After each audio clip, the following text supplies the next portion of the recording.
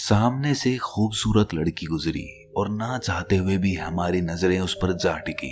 वो हमसे दूर जा चुकी है, लेकिन हमारा मन पलट पलट कर उसे देखना चाहता है, उसका दीदार करना चाहता है। हम चाहते तो हैं कि हमारा मन उसके पीछे ना भागे, लेकिन हमारा मन उसके पीछे पीछे ही चलता जाता है। और इसके बाद हम कोई भी काम करते हैं तो वही ख्याल, उसी लड़की का चेहरा बार बार हमारी आंखों के सामने आ जाता है, जिससे हम काम में पूरा ध्यान नहीं लगा पाते। और हम ये समझ भी नहीं पाते कि इतना संकल्प और इतनी शपथ लेने के बाद भी हम अपने मन को नियंत्रण में क्यों नहीं कर पाते। क्यों हमारा मन तरह तरह की वासनाओं के पीछे भागता रहता है। क्या इस मन को संतुलित किया जा सकता है? क्या ये पॉसिबल है? तो चलिए इस बोध कहानी से समझते हैं। इससे पहले आप इस कहानी में खो जाएं, इस चैनल को सब्सक्राइब जरूर कर लें। तो चलिए कहानी शुरू करते हैं। एक समय की बात है, एक गुरु का एक शिष्य था। वो शिष्य युवा था और उसकी उम्र 16 साल की थी। वो शिष्य रोज भिक्षा मांगने जाता था। एक दिन रास्ते में उसने देखा कि एक लड़का जो 16-17 साल का होगा, एक पेड़ के पीछे छिपकर किसी को देख रहा था। वो शिष्य उस लड़के के पास गया और कहा कि मित्र, क्या देख रहे हो? उस लड़के ने कहा कि आओ तुम भी देखो, देखो परियां कैसे नदी किनारे खेल रही है। शिष्य ने नदी की ओर देखा। वहां पर कुछ लड़कियां नदी किनारे कपड़े धो रही थी। शिष्य ने कहा कि मित्र, लड़कियां कपड़े धो रही हैं तो इसमें छुपकर देखने जैसा क्या है? लड़के ने कहा, अरे तुम अंधे हो गए हो क्या? दिख नहीं रहा? जरा उनके शरीर को तो देखो, उनकी अदाओं को तो देखो, सुंदरता कैसे बिखरी पड़ी है। शिष्य ने फिर से नदी की ओर देखा और वो देखता ही चला गया। अभी तक वो बिल्कुल निर्भय था, उसके मन में कोई डर नहीं था, लेकिन अब वो भी छिपने लगा जैसे कोई अपराधी छिपता है। फिर अचानक वो अंदर तक कांप गया और उसने अपने आप से सवाल किया कि मैं ये क्या कर रहा हूँ? ये सही नहीं है, मुझे यहाँ से चले जाना चाहिए। और वो तुरंत ही वहां से चला गया। वो आश्रम पहुंचा और अपने कार्यों में लग गया। लेकिन जो उसने देखा था वो उसकी आंखों के सामने बार बार आ रहा था। मन में वही चल रहा था। उसका मन दोबारा से वहीं जाने के लिए लालायित हो रहा था।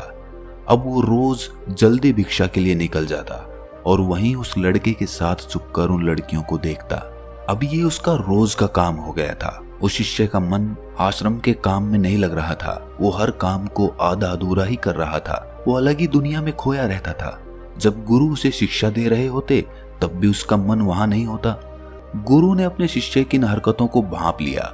इसीलिए एक दिन गुरु ने शिष्य से कहा कि अब हम दोनों रोज साथ में भिक्षा मांगने जाएंगे। शिष्य ने कहा, नहीं गुरुदेव, आप परेशान क्यों होते हैं? मैं अकेला ही भिक्षा ठीक से मांग सकता हूँ। गुरु ने कहा, ठीक है, तो फिर तुम अकेले ही चले जाना। शिष्य आश्रम से भिक्षा मांगने के लिए चला गया। गुरु भी शिष्य को देखने के लिए कि वो कहाँ जाता है, किससे मिलता है, उसके पीछे चल दिए।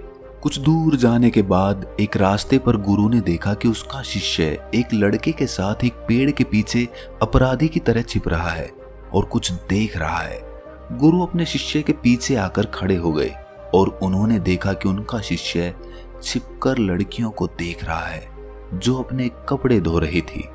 गुरु ने कहा, क्या इन लड़कियों से भी भिक्षा लेनी है तुम्हें? अपने गुरु की आवाज सुनते ही वो शिष्य घबरा गया, जैसे किसी चोर को किसी ने रंगे हाथों पकड़ लिया हो। उसकी हालत खराब हो गई। वो कुछ बोल भी नहीं पा रहा था। दूसरा लड़का वहां से भाग गया। शिष्य के मुख से कुछ टूटे फूटे शब्द ही निकल पा रहे थे बस। वो गुरु से नजरें नहीं मिला पा रहा था। गुरु ने कहा कि मेरा शिष्य तो निर्भय था, उसे तो किसी का डर नहीं था, लेकिन तुम तो डर के मारे कांप रहे हो। शिष्य ने कहा कि मेरा कोई दोस्त नहीं है गुरुदेव, उस लड़के ने मुझे बहका दिया था।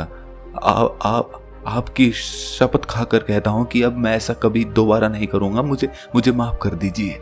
गुरु ने कहा, अरे कोई बात नहीं, लेकिन इस बात को ध्यान रखना, हम जैसी संगति करते हैं वैसे ही विचार हमारे होने लगते हैं। इसीलिए अच्छी संगति करो ताकि तुम्हारे भीतर सकारात्मक ऊर्जा प्रवाहित हो। वो शिष्य फिर से अपने आश्रम के काम पर ध्यान देने लगा। उसने उस रास्ते से भी जाना बंद कर दिया। वो दूसरे रास्ते से जाता। वो अपना काम ध्यान से करता, लेकिन धीरे धीरे उसके भीतर क्रोध की उत्पत्ति होने लगी।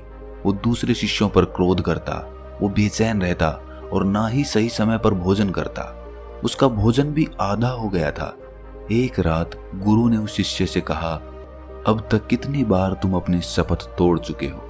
ये सुनते ही शिष्य अपने गुरु के चरणों में गिर गया और रोते हुए बोला, गुरुदेव, कई बार मैं उस शपथ को तोड़ चुका हूँ। उसके बाद कई बार शपथ ले भी चुका हूँ, लेकिन हर बार वो टूट जाती है। मेरा मन मेरे नियंत्रण में नहीं है। मैं चाहता हूँ अपने मन से इन सारे बुरे विचारों को निकाल दूं, लेकिन चाहकर भी ऐसा नहीं हो पा रहा है। गुरु ने शिष्य को उठाया और आश्रम के बगीचे की ओर ले गए और कहा, देखो, यहाँ पर कुछ नालियां बनी हुई हैं, जिनसे नदी का पानी इन पौधों तक आ रहा है और ये पानी निरंतर एक बहाव से आ रहा है। क्या तुम इस बहाव को रोक सकते हो? शिष्य ने कहा कि हाँ, क्यों नहीं। शिष्य ने कुछ रेत उठाकर उस नाली में डाल दिया। वो पानी थोड़ी देर के लिए रुका और फिर से उस रेत के ऊपर से निकल गया। गुरु ने कहा, अरे ये पानी तो रुका ही नहीं। इसके बाद शिष्य ने कुछ कंकड़ पत्थर उठाकर इकट्ठे किए और उस नाली में डाल दिए और पानी थोड़ी और देर के लिए रुक गया, लेकिन फिर से उन कंकड़ पत्थरों के ऊपर से निकल गया। गुरु ने कहा, शिष्य, ये क्या? अगर मैं शपथ लूं कि इस पानी को रोक दूंगा तो क्या मैं रोक नहीं सकता?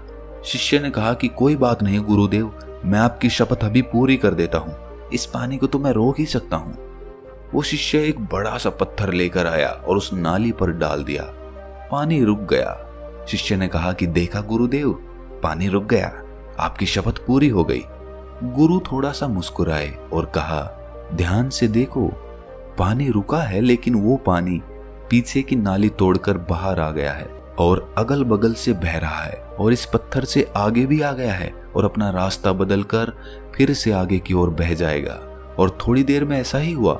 गुरु ने कहा कि तुम्हारे साथ भी ऐसा ही हो रहा है। तुम बार बार शपथ ले रहे हो और हर बार तुम्हारी शपथ बड़ी होती जा रही है और हर बार तुम्हारी शपथ टूट जाती है और ये हमेशा ही टूटती रहेगी। कितना भी बड़ा पत्थर रख लो, पानी तो अपना रास्ता बना ही लेगा। ये देखकर शिष्य निराश हो गया और कहा, हे गुरुदेव, क्या कोई रास्ता नहीं है कि मैं अपनी शपथ पूरी कर सकूं और मैं सही रास्ते पर चल सकूं, बुरे विचार मेरे मन में ना आए। गुरु शिष्य को एक नदी के पास ले गए जहां से वो पानी आ रहा था। गुरु ने कहा कि ये पानी इस नदी से आ रहा है और अगर हम यहीं उस रास्ते को बंद कर दें जिससे ये पानी बगीचे में जा रहा है, तब क्या हमारी शपथ पूरी हो सकती है? शिष्य ने कहा कि अवश्य ऐसा हो सकता है। मैं इस पानी को यहीं से बंद कर देता हूँ, तब आगे पानी जाएगा ही नहीं और आपकी शपथ भी पूरी हो जाएगी। शिष्य ने नदी से निकलने वाले रास्ते को भरपूर मेहनत करके पत्थर डाल डालकर बंद कर दिया और कहा, लो गुरुदेव, हो गया, अब आगे पानी नहीं जाएगा। गुरु ने कहा कि शिष्य, अगर पानी आगे नहीं जाएगा तो उन पेड़ पौधों का क्या होगा जो बगीचे में लगे हैं? उन्हें तो पानी चाहिए और उनमें से कई तो ऐसे हैं जिन्हें रोज पानी चाहिए। वो तो मुरझाकर मर ही जाएंगे। उनका क्या होगा? पानी तो खोलना ही होगा। शिष्य ने वापस नदी से जाने वाले पानी के रास्ते को खोल दिया। गुरु ने कहा कि एक बात बताओ, अगर हम इस पानी को और अधिक खोल दें, दुगना या 4 गुना या 10 गुना, या पूरी नदी का पानी बगीचे की ओर मोड़ दें, तो क्या होगा? शिष्य ने कहा कि तब गुरुदेव, बगीचे में जितने पेड़ पौधे हैं सब नष्ट हो जाएंगे, वहां कुछ नहीं बचेगा। गुरु ने कहा, तो समझो इस बात को, हमें किसी चीज को रोकना नहीं है, हमें शपथ नहीं लेनी है, हमेशा संतुलन कायम करना है। ज्यादा पानी से भी पौधे नष्ट हो सकते हैं, कम पानी से भी पौधे नष्ट हो सकते हैं। जीवन पनपता है तो संतुलन से, और संतुलन से ही जीवन चलता है। तो संतुलन से मन को इस पानी की तरह नियंत्रित करने की आवश्यकता नहीं है, बल्कि मन की शक्ति को दिशा देने की आवश्यकता है।